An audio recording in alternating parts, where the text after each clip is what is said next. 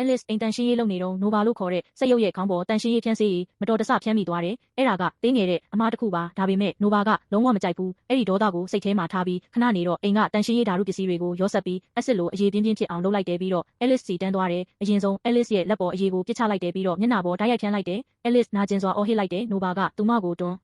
လှည့်ပြီးကျန်းပြင်ပေါ်လဲကျအောင်ပစ်ချလိုက်တယ်။ကျန်တဲ့အရည်တွေကိုခေါင်းပေါ်လောင်းချလိုက်တယ်ပြီးတော့ Nova ကကျန်းပြင်ပေါ်ကသွေးတွေကိုတုပ်လိုက်တယ်ပြီးတော့ Alice ရဲ့အလောင်းကိုကောက်ယူပြီးအနီးနားကရေကန်ထဲပစ်ချလိုက်တယ်။အဲ့ဒီညမှာအိမ်ပိုင်ရှင်ဗစ်တာပြန်လာတော့ Nova က Alice စီကအတူအယောင်နှုတ်ထွက်စာပေးလိုက်တယ်။ Alice အလုပ်ထွက်ပြီးထွက်သွားပြီလို့လိန်ပြောလိုက်တယ်။မိသားစုတစ်ခုလုံးကသူ့ကိုယုံကြည်သွားကြတယ်။ရက်အနည်းငယ်အကြာမှာဗစ်တာက Nova ကိုခေါ်ပြီးဝိုင်နီဝယ်ဖို့ခေါ်သွားတယ်။အဲ့ဒီမှာ